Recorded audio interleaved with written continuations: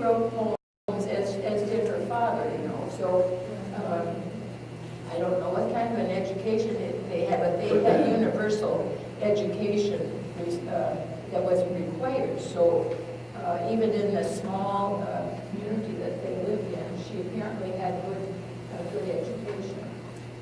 Now, to come to that family of 10, my youngest aunt, Mildred, learned Swedish and Scandinavian songs at special singing session of Swedish school using the book Norden, and I have it over here,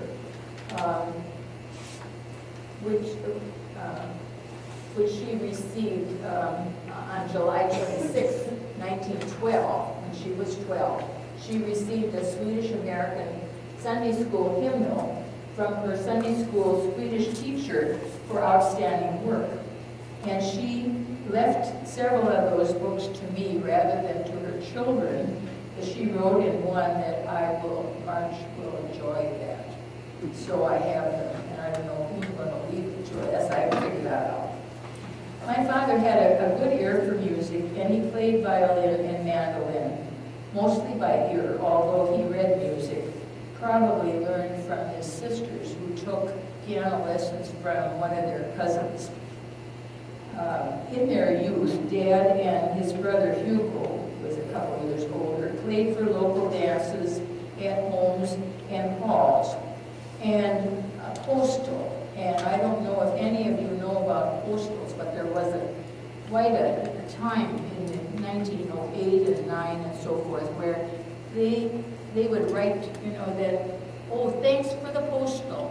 Now, you know, send me another one. Well, what I found, he had quite a collection that I didn't know about till my aunt, his youngest sister, said, oh, well, that's your dad's postal collection. And I said, well, I didn't know he had one. Well, you're not supposed to get it till the next trip, but as long as her husband got it out of the closet, she had to give it to me. Well, they're interesting, of all different kinds. But the nice thing about it was that they told me a lot about what they did. A few of them were written in Swedish, sometimes from his cousins, once in a while from his brother when he went to the Twin Cities. But as I say, they told us a lot. And one of the, I think 2 of the postals from his postcard collection tell of the plans, one for the same night, to bring his mandolin, and Hugo to bring his fiddle, and a friend, Emo, to bring his guitar. Now you might say, well, how is he saying this? You know, tonight we're going to be at so-and-so, tonight bring your fiddle.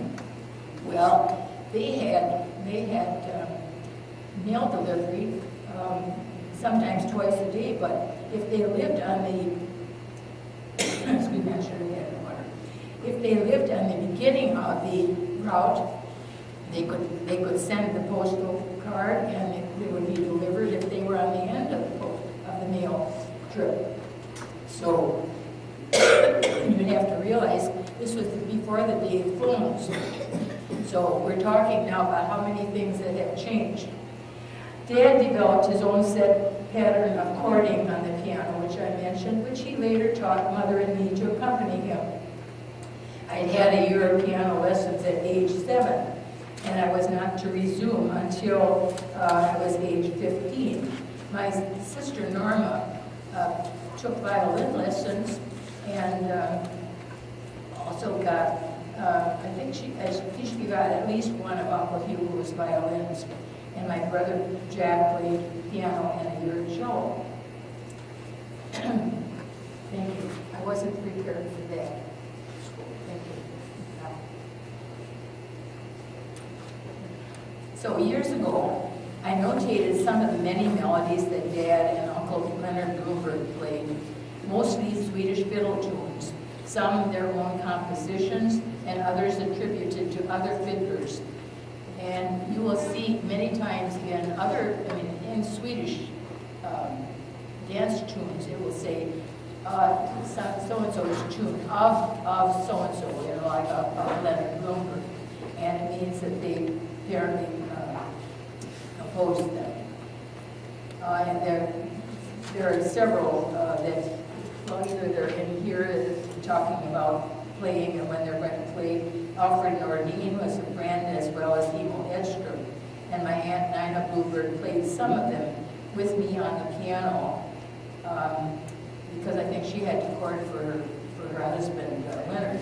Unfortunately, the only pictures of my dad and his friends playing are from some funny costume party. And I did bring it, I may put it over there. But I'm sorry that that's the only time that I have, that he's shown with a violin. Incidentally, he also played the musical Saw, I think mostly for his own amusement, but if you've ever heard it, it's kind of weird. Now, Mary will play some of the old tunes that I had renotated. I think there were about 10 that I had, and I said to Mary, I know what they mean, because I had to put them down so I wouldn't forget the music. But, so I did renotate some of them. And so she's going to play, she wants me to play too, so I'll have to figure out which one is playing first. Yeah. You start, but yeah. Okay, go ahead. You just play. This one says Arthur Warren, did you say Warren? Warren. Yeah. So this was one of those that he must have written.